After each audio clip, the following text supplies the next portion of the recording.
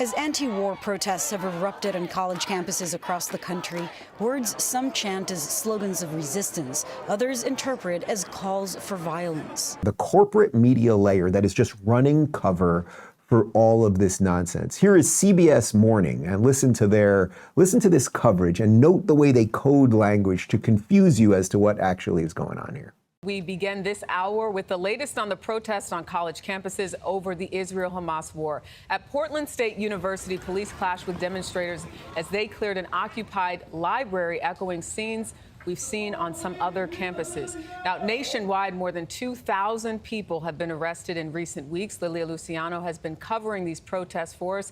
She discovered some of the strife comes not from the actions, but from the language being used on campuses.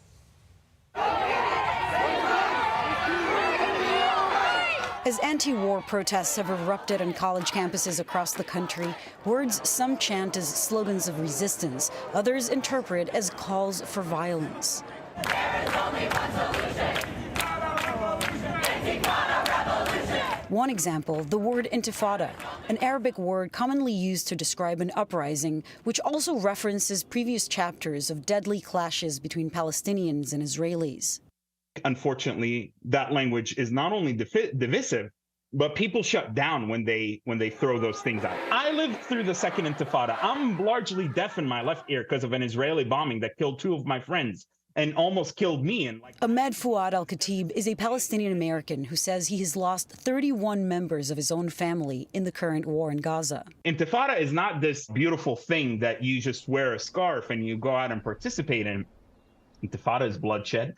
And this is speaking to me as a Palestinian. To the Israeli side, it has also meant, yes, like suicide bombings and random car rammings and stabbings. Fouad Al-Khatib believes there is a place for protest, but that if the rhetoric deliberately or inadvertently endorses the messaging of Hamas, possible solutions will be ignored. Zero-sum approaches that I think are incredibly detrimental, talking about dismantling Israel or dismantling Zionism or unrealistic visions for the return of millions of Palestinian refugees to mainland Israel.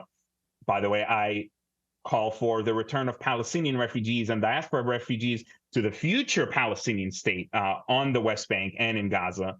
And I understand, once again, that there are difficulties in trying to push for a two-state solution, given what's happening in the West Bank, given what's happening in Gaza. But we should use this global, once-in-a-lifetime opportunity, this global attention to Gaza and to the Palestinian issue to pursue very specific and realistic and reasonable goals. And that's what I worry is being squandered with some of these college protests. Al-Khatib told us that the most fundamental element for bringing people together to stop the war, to stop the killing, is to be able to hold multiple truths at the same time. We keep talking about that. And also to not lose sight of the humanity of both the Palestinian victims every day of this war in Gaza and the Israeli victims, and from other countries too, of October 7th. Right. I think it's important that, and I know he's just one voice, but Mr. Al-Khatib talks about that word intifada, which for many Jewish people, many Israelis, is one of horror. He actually says to you that intifada is bloodshed. And I think that's important for people to know if they casually use language that they don't have any context around. And I like that he explained that. And I've also heard from a Columbia professor who is a Jewish professor who tells me this just means revolution.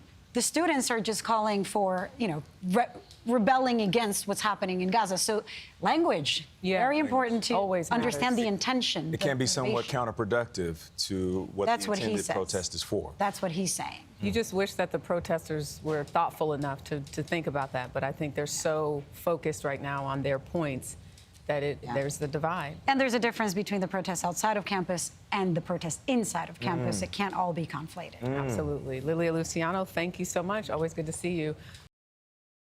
Did I just see a news report on CBS News telling me that the best way to deal with this would be to deal with the multiple truths? Do you see the way they are trying to melt everybody's brain? It is absolutely insane. Also, when I talked about coded language, these are not anti-war protests. They are pro-genocide protests, an anti-war protest. You want an anti-war protest? Show me this protest and I'll be completely for it. Show me a protest, take these exact people and change their chants from river to the sea, intifada, revolution, which are all genocidal chants and everyone knows it, right? It's coded language. How about Hamas? You don't have as many weapons as Israel, and you've got the hostages, and you're hiding, and it's causing destruction of the people of Gaza. How about stop Hamas? Stop Hamas. Let's get rid of Hamas. Can we get somebody who can rhyme that? Hamas, hummus, something, something. That would be anti-war. But calling for the destruction of Israel, which is what they are doing, is not anti-war. That is pro-war. But that is cable news for you. That's corporate mainstream media. That's just CBS. That's not even CNN or MSNBC or the rest of it.